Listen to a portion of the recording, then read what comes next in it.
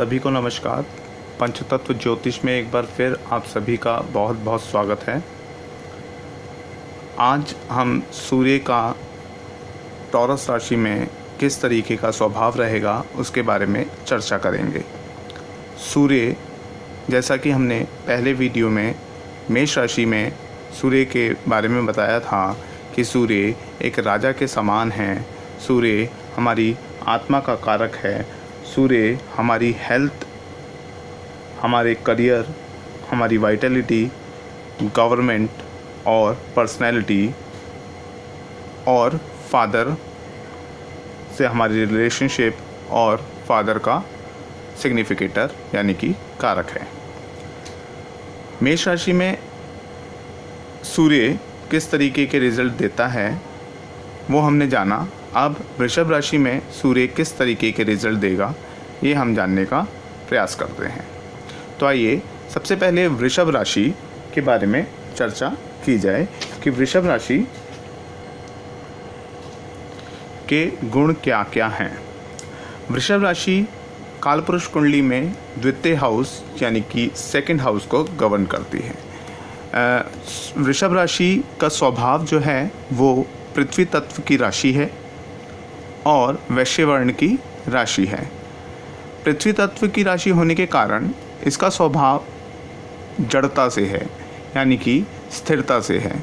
स्थिर स्वभाव की राशि, पृथ्वी तत्व की राशि, स्त्री स्वभाव की राशि, राजसिक गुण हैं इस राशि के अंदर और इसका जो राशि का स्वामी है वो है वीनस यानी कि शुक्र ग्रह।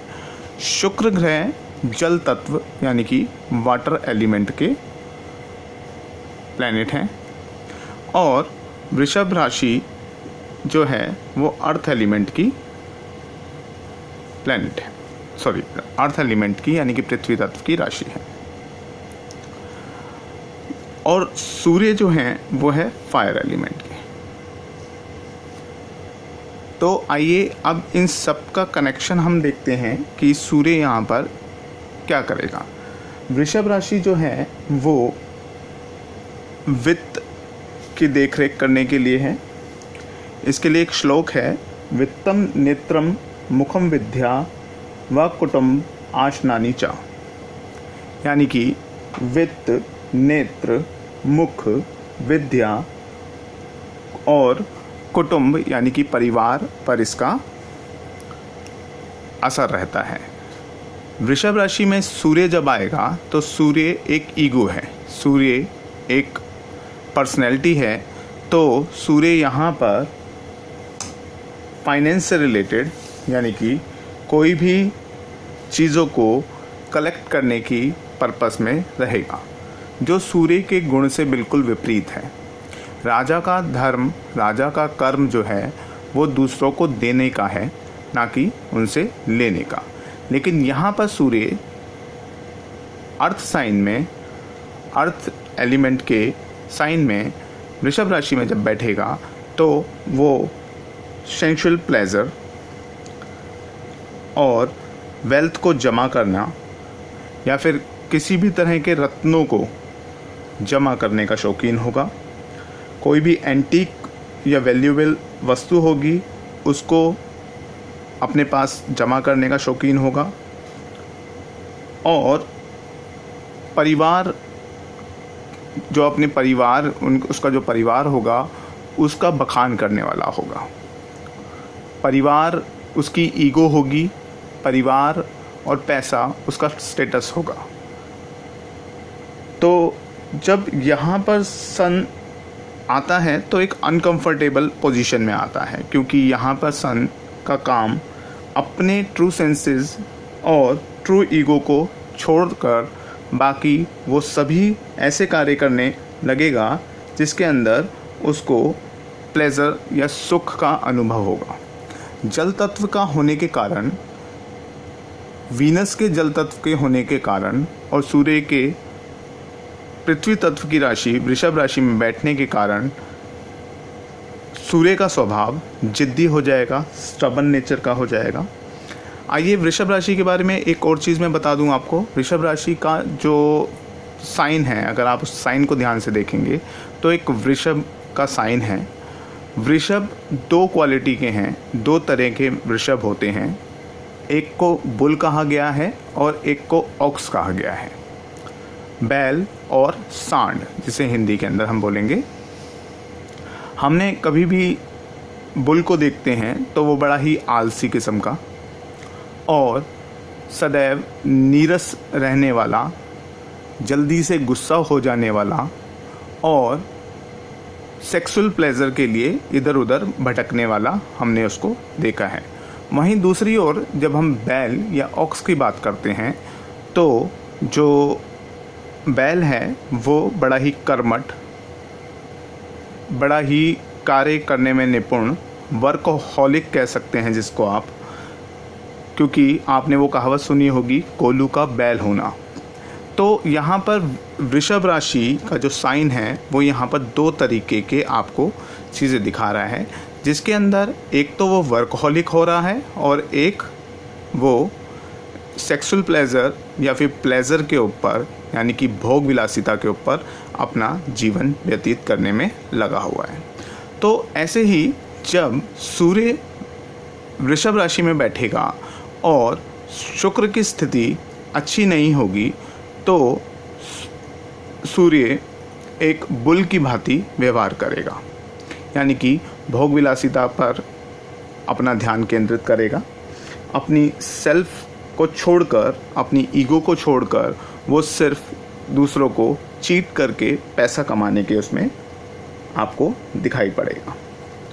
अगर मान लीजिए शुक्र नीच का हो गया है तो ऐसे लोग चीट कर देते हैं, किसी के पैसे लेकर भाग भी सकते हैं। शुक्र की स्थिति खराब हो और वृषभ राशि में सूर्य हो तो ऐसे व्यक्ति पैसे कमाने के लिए कुछ भी करेंगे। तो हमें यहाँ पर शुक्र का इलाज करना पड़ेगा और सूर्य का भी उपाय करना पड़ेगा।